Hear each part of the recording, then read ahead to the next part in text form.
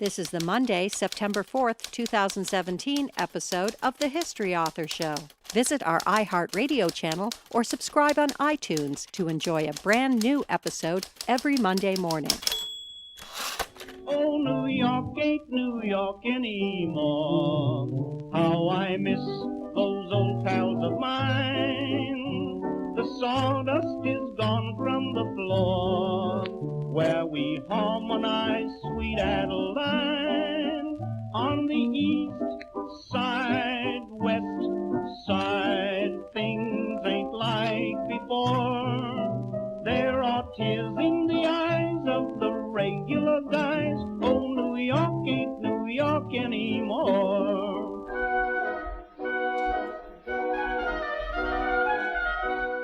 If you're listening to this chat on or before September 12th, 2017, join Eva Stachniak for an author's evening at Manhattan's Kosciuszko Foundation. I'll be leading the discussion and saying a few words about this majestic book. For details, visit this episode's page at historyauthor.com. We hope to see you there.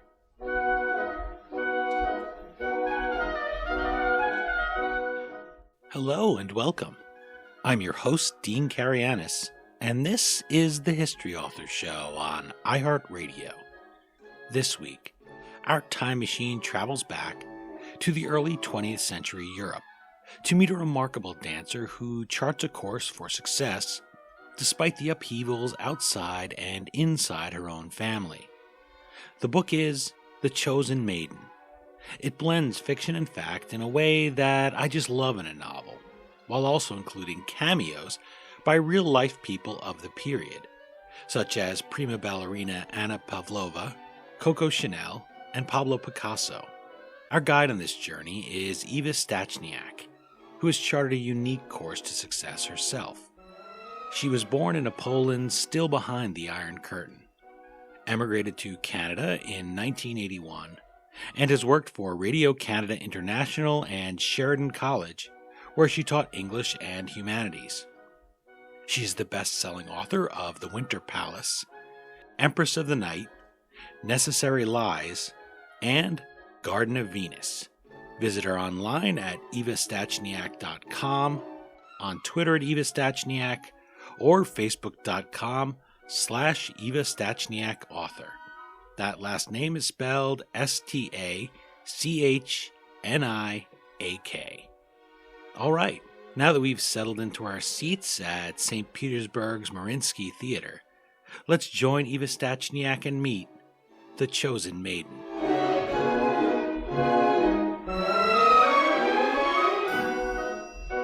I'm joined via Skype from Toronto, Canada, by Eva Stachniak, author of The Chosen Maiden. Thank you for making time to chat about your novel with the History Author Show today. It's a great pleasure. Well, your novel was a great pleasure for me to read, and even though I don't know a lot about ballet and I'd never delved into this period before, I think it speaks to something very basic in the novel format that when it's done well, you can absorb anybody, even somebody who picks it up and has no idea what this dancing woman on the cover might be. So let's start off with that title. What draws us in on that cover, The Chosen Maiden? What does it refer to, and where in your process of inspiration did you decide that would be the title? Well, the title refers to the role of the Chosen Maiden in the 1913 production of Rite of Spring in Paris, that very famous performance that ended up in fistfights and riots. The name The Chosen Maiden is the name of a dance that Valaslav Nijinsky created especially for his sister Bronislava. She did not dance it in the end, but that's another story. I was really struck by the significance of this dance. In the original production of The Rite of Spring, of course, the Chosen Maiden is a young woman, and she has to dance herself to death in order for life to continue.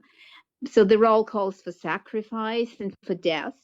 But in reality, Branya Nijinsky will be the one to survive and to outlive her famous brother. So Valaslav will be the one who will be sort of chosen for sacrifice, and she will be chosen for something else. And for me, it was a very, very significant realization that She was chosen to develop her own artistic visions, to become a choreographer in her own right.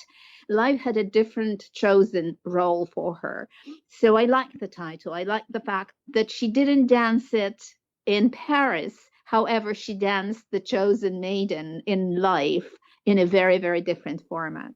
It makes it a great title. I love when you can sit there and contemplate that cover of the book and the title and the different ways that it works for you. I'm always looking for meaning in words, perhaps not surprisingly. But here, when you meet her, you meet Bronia, which is the nickname for Bronislava Nijinsky. She's a real person in real life, and she's born in the last decade of the Victorian era, which is a great time of change for all humanity, but especially in this part of the world, in Russia and in Eastern Europe. I jotted down a few words about her. Driven, self-motivated, analytical. She's also an excellent judge of people who envy her brother, Valaslav. How did you come across her early memoirs, and what about her voice enchanted you and made you decide that as an author you wanted to live inside her head here for the years it would take you to write The Chosen Maiden? It all started with my last two novels about Catherine the Great. I finished them and I thought I don't really want to leave Russia yet, and that I would like to look at what happened to Catherine's Russia, to look at the end of Catherine's Russia. So I started looking around among Catherine's descendants, but no one from the aristocracy really captured my imagination. And then I looked at the artists of the imperial theaters, because dancers were called the wards of the Tsar, and they were under special protection of the Tsarist court. So, there was a connection to Catherine, so to speak. And then immediately, of course, I realized there's a whole lot of fascinating characters, especially at that time, and that the revolution in dance and ballet and art somehow mirrors the political revolution in Russia. So I knew I would find an inspiration there. And, because I'm Polish, I'm sort of always looking for a Polish window into the story. So naturally, I turned to Václav Nijinsky. And then, I realized that he had a younger sister who was a talented dancer and a choreographer. And I also noticed that she wrote the memoirs. My first thought was, I just want to hear her voice, and I would like to know what she wrote about the family. I wasn't quite sure that she would be the heroine of the story, but I was sure she would mention someone perhaps I would focus on. But after reading the first few pages of early memoirs, I knew I had to write about her. It was just this instant attraction to the voice. And the voice is very fresh, very passionate, feisty. I realized very quickly that Bronia lived her life among giants of art, that she never lost the sense of self and the sense of her own dreams, her own purpose. I was also struck by her maturity, her true love for Václav, her brilliant brother, her love and the support of her family. So everything in that voice was fascinating. And the decision to actually turn into this voice and look into it for the novel came at that point. When did she write the early memoirs? Was this early in her life or later looking back? Well, she's been writing her diaries all her life, and early memoirs is a compilation. There's the younger voice. There is a whole passages written from the diary of a young dancer, which were notes that she took at school and during the first years of Belarus. And then she also adds on to it her voice as an older woman, remembering the past. The memoirs is written in several voices. She wrote the final version a few years before her death, and then her daughter was instrumental in having it translated into English and then published after her death already. The interesting thing is that she intended to write the second volume, which would cover more of her career rather than Václav's and the family, but never did it. And in the archives, they found notes and the proposals for that second volume, but that was never published. You mentioned that they were looked at as wards of the Tsar. And to me, I think of the way that hockey players were taken from their families. As soon as you showed any talent, you were put in there, put on the Red Army team, and really worked that was your job. There was no social life. They looked at players in the West and said, well, we were stars, yes, but we were doing a job. We really were in the army. And I wonder if there's a connection to that through to today, where people who show this great talent are still taken by the state, put in a special place, that are given the resources, say, of the Olympic team, and help to compete and create, be it art or sports or what have you. Absolutely. And that was the necessary thing, is that if the child is willing to sacrifice, and if that art and this talent is also a vocation, it works. If it doesn't, then we have all sorts of problems. And for Valaslav and for Bronia, that was a vocation. Dance was a vocation. So their education and their total dedication to dance from early childhood is visible, and it really made them into who they were. But you're right that the system of training geniuses demands total dedication, and it does take the children away from families, from childhood. I don't think that, when I read about Václav's and Branya's childhood, this was a childhood of dancers. Whatever they did was, in a sense, determined by the theater and dance and ballet. Even their childhood sports were chosen. They were allowed to do certain things only if they did not spoil their chances for the future. So the mother and the teachers paid attention to what they did. Swimming was allowed, but maybe riding a bike wasn't. Dancing was the absolutely most important activity in their lives. But what was true is that for both Václav and Bronislava, that was also their dream. So there was no discrepancy between what the people around them wanted and what they wanted. It's part of their life. Bronia evaluates her talent to dance by saying, quote, "Dancing is like breathing. It is in me, woven into my body. All I need to do is let it out." So more than really part of their life, it is their life, and the other things must somehow support it. If something like swimming is going to help you be a better dancer, then okay, you'll do that. If riding a bike is not going to, then it just gets pushed aside because it's a weed here in this garden that she's trying to grow her talent in. And we don't think a lot about those involuntary things like breathing. I thought that was a great image of hers, because you had to get inside her head to illustrate how she was becoming not just somebody who danced, but a dancer. There's a line between that. There's a line between somebody that writes, right, and a writer. So I wonder, aside from reading her early memoirs, what did you do to get that in your head to become the voice of somebody who is a dancer? That's what they define them, and that's what everything they do is aimed towards. That was the hardest part, actually, because I am not a dancer. I've never been a dancer myself. I couldn't draw on any of my own personal experience. However, I'm a researcher, so I could read a lot. I could go through the archival materials. I could read memoirs of dancers from that time, which I did, but that only takes you to a certain level. I still had to shadow real dancers, talk to them. And I'm extremely grateful to these new friends of mine, dancers who took me under their wing, who took me to the rehearsals, who talked to me for hours. And my questions were at first very, very basic and almost naive. I would say, we look at people moving in the street. I look at them and you look at them. You are a dancer. What do you see that I, a writer, do not see? And the answers to these questions were really eye-opening. They taught me to look at movements. I'm a writer, I react to words. They react to how people move. And they notice movements, my most minute movements, their grace or their lack of grace. Very patiently, they taught me how to do it. So I used all that in the novel. It took me a long time, but it was also very interesting because it was like being given a new pair of eyes and being told, like, I'll show you something you didn't think of.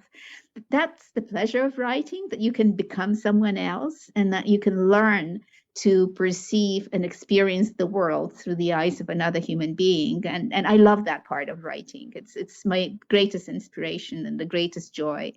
Well, you passed it on to me in The Chosen Maiden because while I can't claim to know anything really about ballet, it drew me into the story in such a way that you weren't holding me on the outside. You weren't saying, okay, man from radio in New Jersey that grew up, watches a lot of football on Sunday. This is not a book for you. It was a book that welcomed me in and held my interest because you start with those family stories that anybody can relate to, stories about being in school, stories about competing with your peers. That was all things that anybody could relate to. And then she just happens to also have this life that is, I'm going to be a dancer, and that my brother is a great dancer and people are jealous of him. The dance is becomes so much a part of the story that just like with her, that all you have to do is breathe it out. This story is something you just breathe in and learn it. And it's really a credit to your writing and choreography. You choreograph a novel just as you do a dance. So just how did you go about that, crafting the novel so that it would appeal to somebody who was completely outside of the world of ballet and not just dancers and their admirers? I think it helped that that was my own natural way of into that story, because I got interested in the Nijinskys because of their family, because of who they were, what kind of people they were. I wanted to see, what allows a woman like Bronia to live through such calamitous political upheavals and then succeed and retain her humanity and be a mother and a daughter and an artist. So I got into dancing because I fell in love with the people who were doing it. So naturally, the novel follows that route. And so the other entry into that story is that Bronia, her mother, her father were Polish. I mean, Valaslav, of course, too. Their experience mirror a bit the family story of very many Polish families, including my own. I was brought up by a grandmother who was Bronia's age, more or less. And my mother was like Irina, that was the generation. So I had a very, very intimate knowledge of the mindset of the women of this generation. And that came from my childhood. So I could draw upon that. If she were not a dancer, but a painter or had any other profession, I would find my way into her as well. So dance was just what she loved, and she became my guide into dance. And I'm hoping that, as you have so kindly said, that I am becoming a guide for the reader into that world of dance, because I had very honestly learned it myself.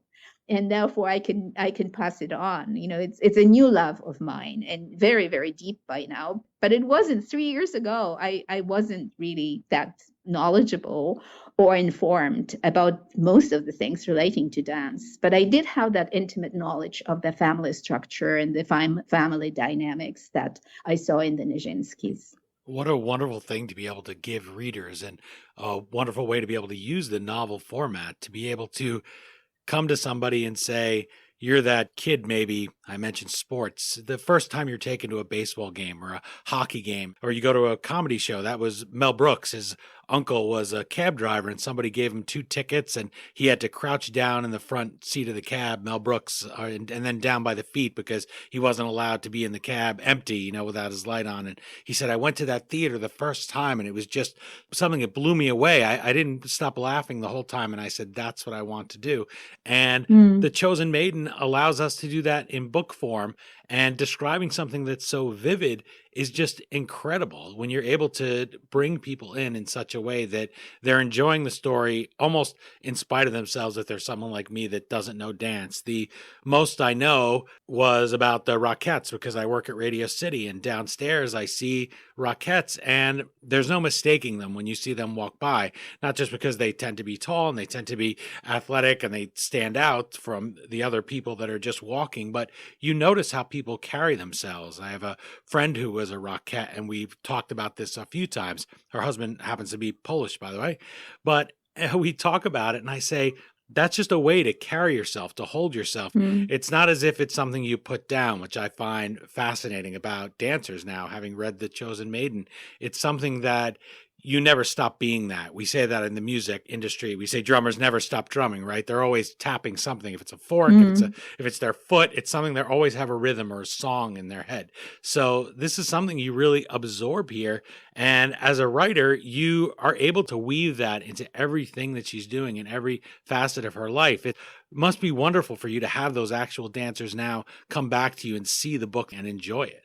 They are quite wonderful. I have many dancers come up to me and say that, first of all, that they never found a moment in which they didn't believe that Bronia was a dancer and a choreographer, which was a great compliment to me because I was trying to get that exactly that effect. But one dancer came up to me and said that you put into the story thoughts that we dancers think but never tell anyone. Wow. And I thought, oh my God, I would love to know what these are because I have no idea. But on the other hand, I thought, well, thank you to my dancer friends who obviously must have been very, very honest with me and very forthcoming with their account what it meant to be a dancer, because everything that I put in, I must have heard from them. So that was one of the greatest pleasures of writing The Chosen Maiden, was that ability to enter the experience of that was foreign and alien to me before.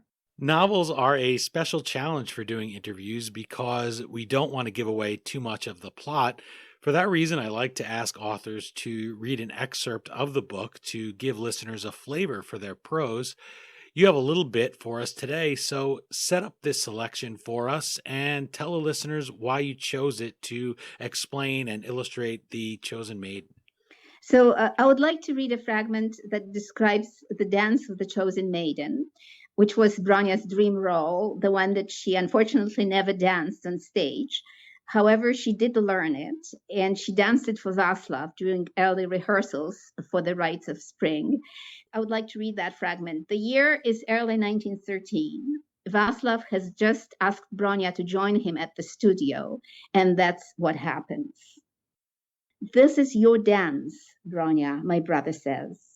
First, Valaslav plays Stravinsky's music for me from memory, Le Sacre du Printemps. Not all of it, but enough to imagine the scenes that lead to my dance. Pipers piping, young men telling fortunes, a bent old woman hobbling in, young girls with painted faces joining them, old men interrupting these frolics to bless the spring earth, preparing for the night games, the choosing of the virgin who will dance herself to death. My brother walks to the center of the room. For a long moment, he just stands there frozen, his body chained to the earth, absorbing the weight of what is to come. Suddenly he staggers as if hit by a blow. Then suddenly he stirs and begins to move with more and more force. He throws himself around the room, a dancer possessed, freed from himself in the realm beyond ecstasy and pain, beyond endurance. Until at the height of this freedom, he falls to the ground and freezes again. He's panting. Sweat is pouring down his forehead and his neck, soaking the folds of his white shirt. The air around him is sharp, foxy. He lifts himself up from the floor and motions to me to repeat what I've seen. The dance is already firm in my memory, jerky yet fluid, profoundly, inseparably mine. Everything I've worked on for so long feeds into it. My high jumps, my solid sturdiness. I dance it, move for move. From Fawn, I know that Valaslav demands absolute precision, that in his ballets a dancer is a small cog in a giant wheel. The Chosen Maiden doesn't need to understand what she's doing. She is performing an ancient rite. The desires that push her are those of a being far mightier than her. I dance well. I can see it in Vaslav's eyes. There will be no praise. I am not expecting any. But there will be no criticism either. As he watches me, his own body mimics some of my moves, and it is like seeing myself in the mirror. I know where there will be corrections. I can tell which moments are still too light, not grounded enough. I dance until the final collapse, the ultimate sacrifice without which the new life cannot be born. I stay supine on the floor, motionless, staring at the ceiling. It is cracked and stained.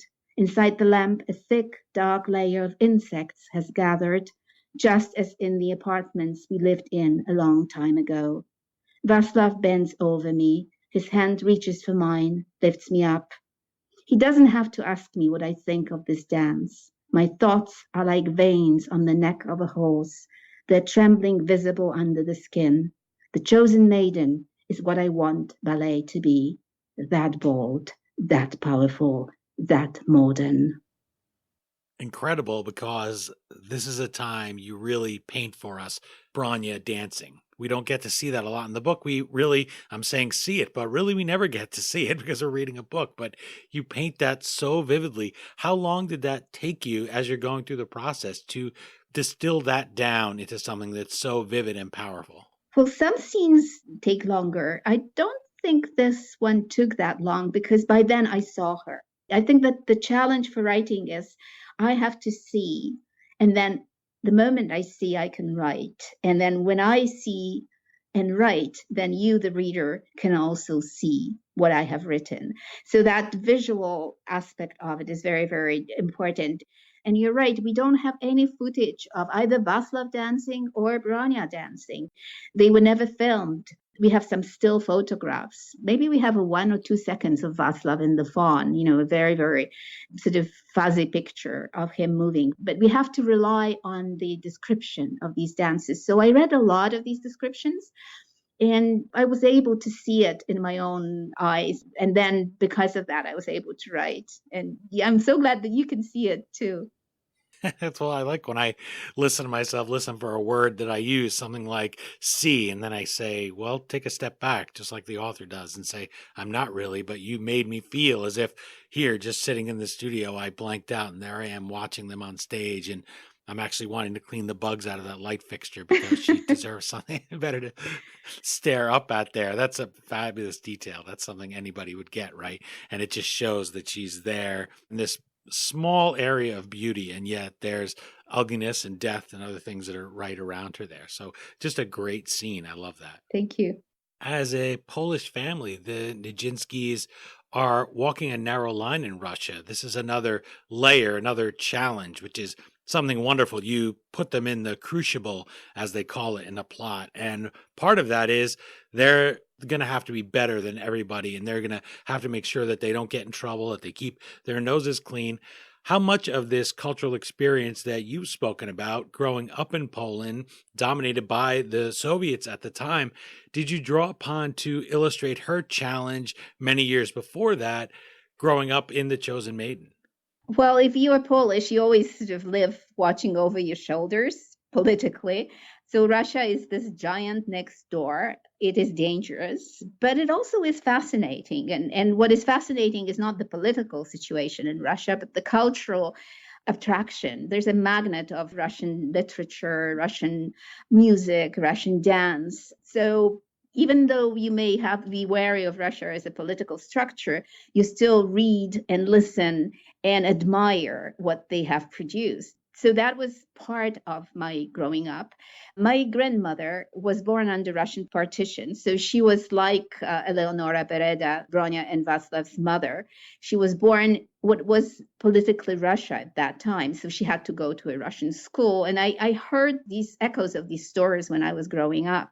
Also, of course, if you're Polish and if you live in any of the Eastern European lands, you sort of had to go through, in this generation, you had to go through the Russian Revolution and the changes of, the World War I and Russian Revolution and World War II. All these political upheavals were Russia and Germany, but Russia in this case are very, very prominent. So I couldn't escape it. And I think that was part of the attraction. That's why I didn't want to leave Russia after Catherine. I really wanted to sort of put myself in the position in which I could relive these years of the breakdown of the Tsarist system and the emergence of the Soviet Russia. So that was very much on my mind. And I'm glad that that turned out to be attractive. And that you responded to it. And yes, the Tsarist Russia that the Nijinskys grew up under was dangerous to minorities, and especially the Polish minority was under suspicion because of constant, sort of uprisings and plotting against the Tsarist regime. I try not to be too much in your face from the political side, but I drop hints that will let the reader realize that being a minority has its consequences, that, if you go and participate in a protest against the Tsar, and if you happen to be Polish, if you are caught, the punishment is going to be much greater as if you were Russian. So I do put these aspects in the novel, but I also put other things that I've actually found quite surprising. That, for example, when Valaslav and Bronia graduate from the Tsarist school, one of their gifts, appreciation for their high standards and achievements, is the New Testament in Polish. So there is a recognition that they are of Polish origin. So I wasn't quite aware of the fact that there was attempts to acknowledge the fact that if you are Polish, that you have some other rights in Russia. So it was educational for me to notice that too. But yes, the shadow of Russia is there, as it is in Poland right now. It's part of being from that part of the world.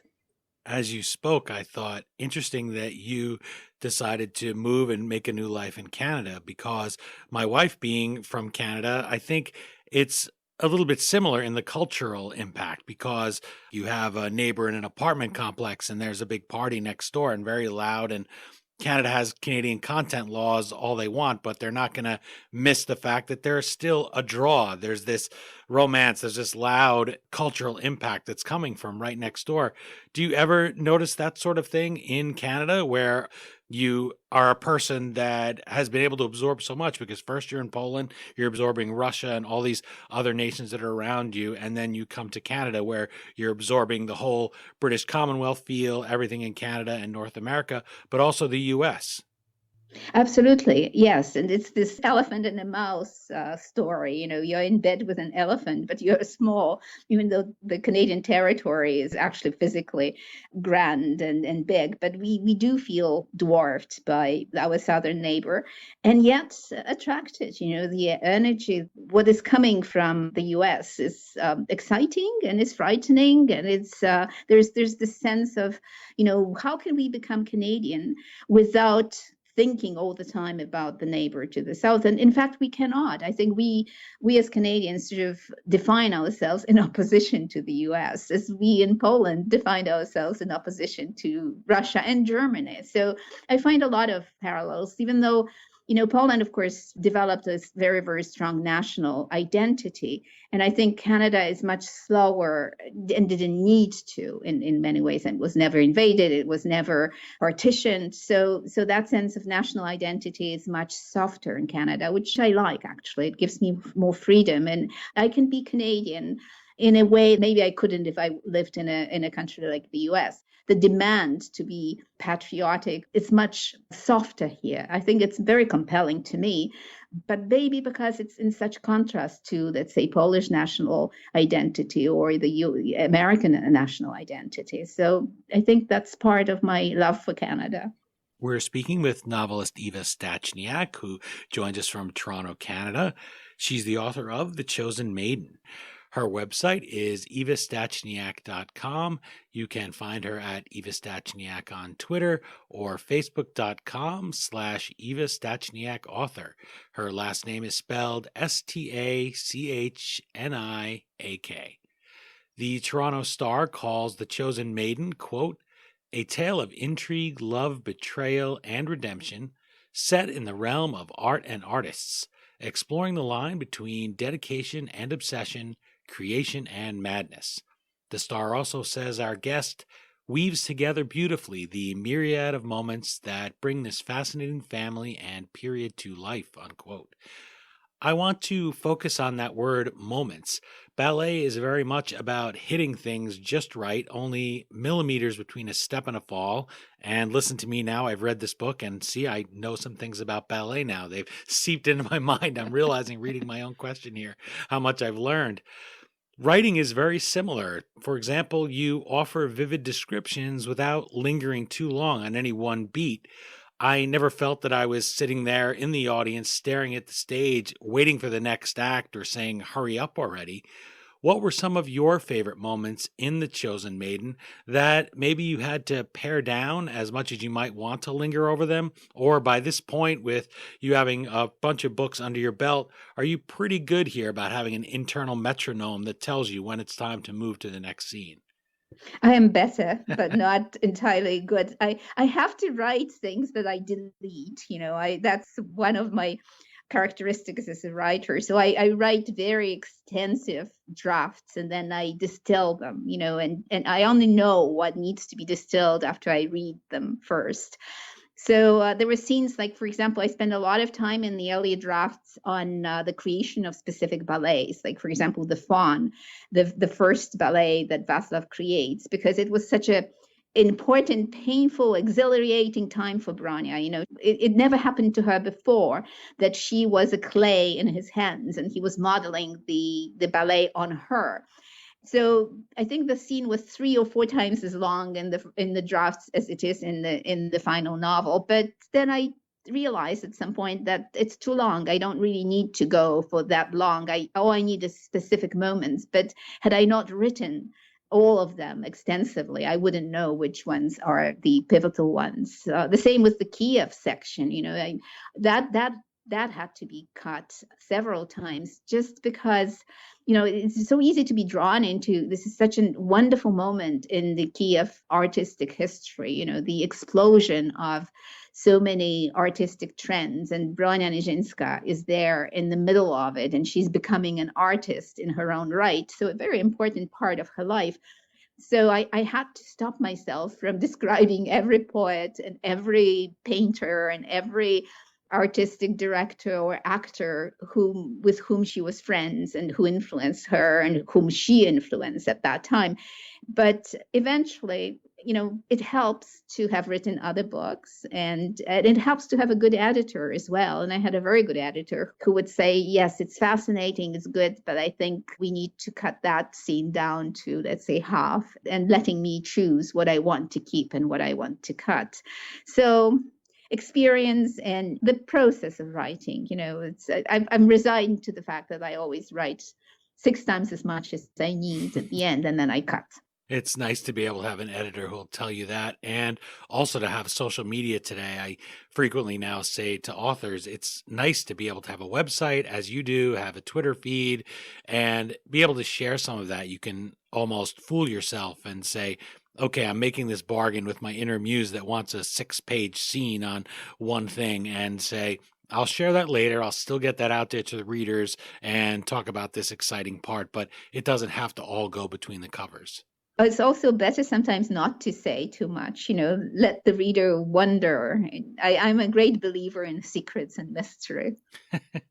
Well, you don't need that many always either to hint at something.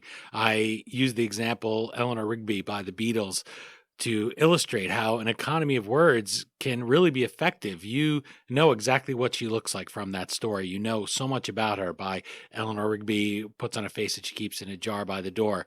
Just in that little bit of lyric, you know so much about her, and we don't have to hear from the Beatles what her race is, what her age is, what her ethnicity is, what language she's speaking, what kind of room that is, and in what city in the world. When you read a book like The Chosen Maiden, you say, wow, I don't need to know every little bit of mechanics about ballet because it's something that can be very intimidating to learn about. You figure, oh gosh, I don't know any of the steps. I won't be able to enjoy this book because it's going to make me feel dumb, frankly. But you are able to enjoy it because you put us in there with the key things that everybody can relate to. Thank you. The family dynamic is one of those things as well. Bronia asks herself at one point, when do I realize there is something different about Stasik? Is that something she talked about, or was it a challenge for you to fill in those blanks with him versus Valaslav, who's the other talented dancer in the family? Here's this boy who is in a family of dancers, and they almost don't know what to do with him. It's heartbreaking. Well, Stasik is the oldest brother. He was the firstborn, and then comes Valaslav, and then Bronia is the youngest. But I found that the archives in the Library of Congress, the Bronislava Nijinsky collection, has a tremendous wealth of materials, also personal items. So I was never short of hints of how she felt about anything. I always found echoes in letters or in some diaries or in conversations that she recorded. She was a wonderful writer, and she could record whole conversations even years after they happened, as if she were writing a novel. So Stasik was there. that boy who went through a traumatic experience is, he was 3 years old and he had an accident that probably, maybe if not caused, definitely in some ways aggravated his symptoms. He very slowly but surely withdraws himself from the family. And the hints that she includes in the passages in her diaries and the conversations with her mother that she wrote down speak of this great loss and pain. That was a great tragedy for them. The fact that he had to be put into a sanatorium, which was a mental hospital, really, and then that he had to be abandoned because in 1917, during the revolution, when Branya, her mother, and her family moved to Kiev, they cannot visit Stachik. And then in all these political upheavals, he somehow is lost. All they know when they eventually receive a piece of paper from the sanatorium that he died, they were not aware that he was sick, that nothing happened. And they are left with this lingering suspicion. What really happened? Did he starve to death? Was he abandoned? Was he abused? We were not there to help him. So I think that was very clear in the materials that I picked up. And again, I try to hint at it because, Bronia is my narrator. She's thinking about her brother all the time. And yet she also understands that there wasn't that much they could have done. They were cut off from him. It was a revolution. Russia was burning. They tried to send him parcels. They tried to help. But in the end, the history is stronger sometimes than the human will, and there isn't that much you can do. But I never felt that I was at a loss in terms of the material.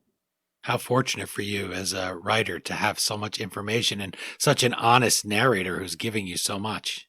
Yes, but there was also a danger of it, because I wasn't writing a biography, had I Yeah. So there was this moment when in the process of writing, where the historical voice of Bronislava Nijinsky was so strong in my head that I thought, how can I possibly write a novel, and especially in the first person?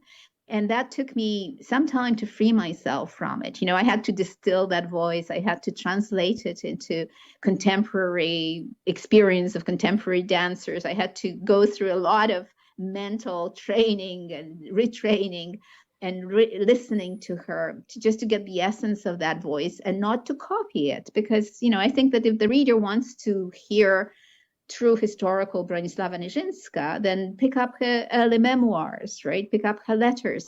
I want to give something else. I want to give the essence of that, but it's a novel. It's not a biography. So in some ways it was wonderful, and in some ways it turned out to be a bit difficult as well.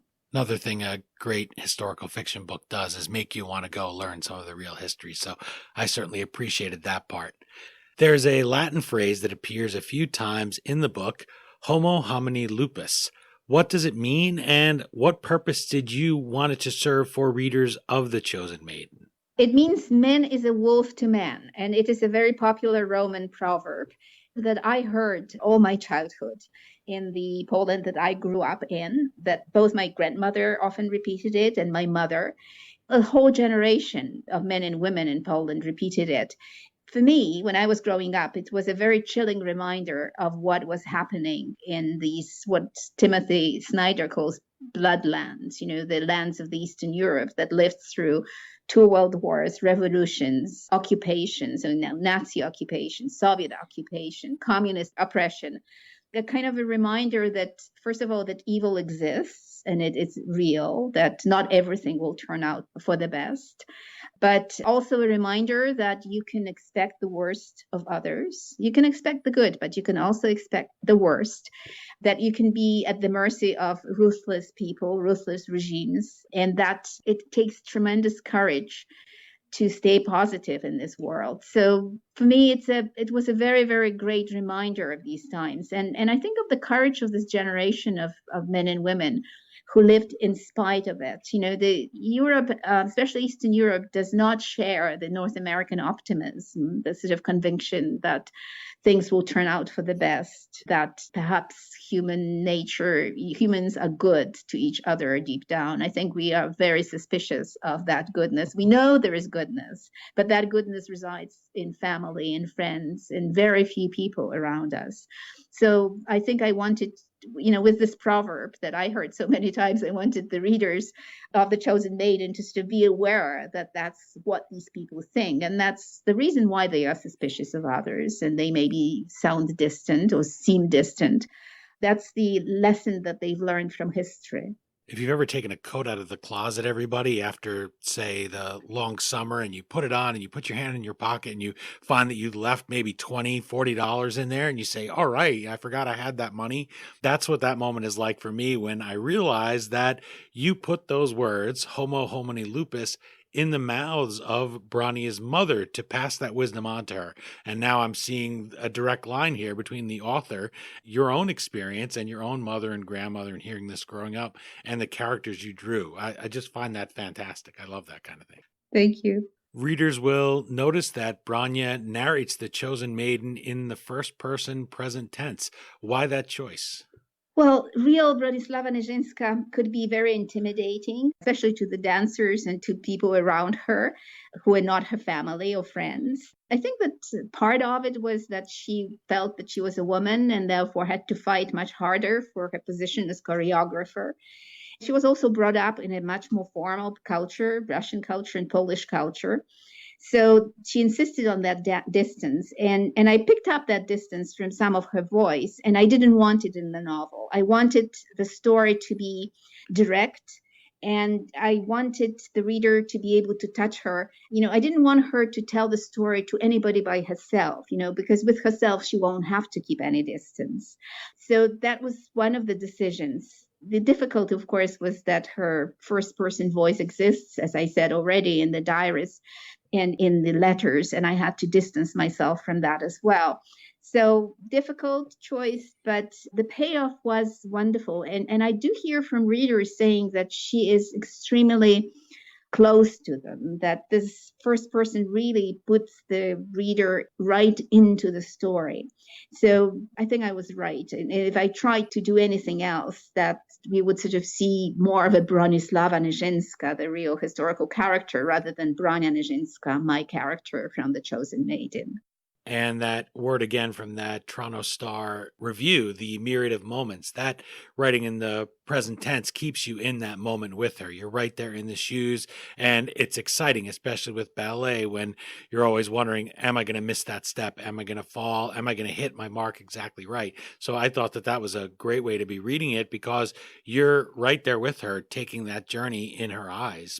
Yes, and I think also she's, I'm in her body. I spend a lot of time trying to make sure that the reader realizes that being a dancer is like being an athlete. You are injured, you are constantly perfecting your body, but you're also fighting with weakness and with pain, and you have to be physically engaged as well, not only on the level of words, but also on the level of feelings, of the hurting feet, of the pain in the muscles, of the sweat, of all these aspects of dancing that I came to appreciate the moment I became friends with so many. One final question. Picture the person like myself who might not have picked up The Chosen Maiden. Make your pitch to those readers. Why should they maybe stretch outside of their usual reading material to meet Bronia and enjoy her story? Well, I think that Bronya's story, first of all, is a very important part of the story of Western art.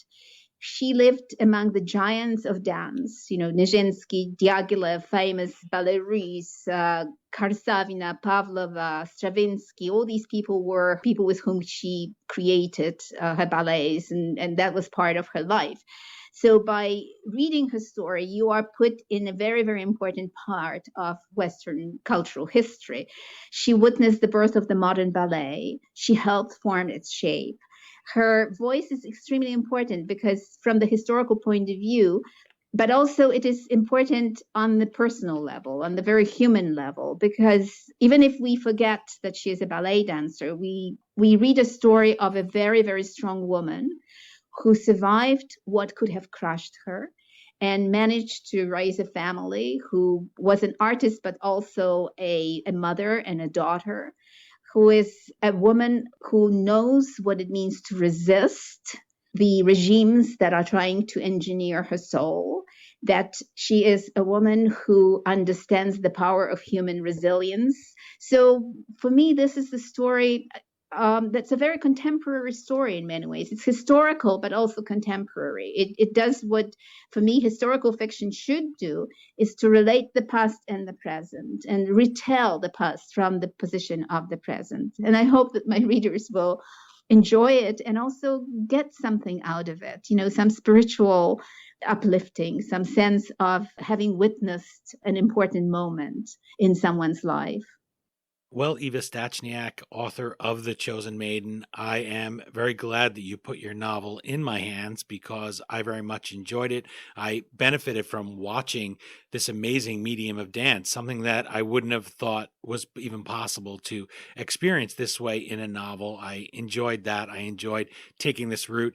I will not be a ballet dancer, but great fiction takes you there inside one of the great dancers. Thank you so much for spending time with us today, and best of luck with the book. Thank you so much, Dean. Thank you.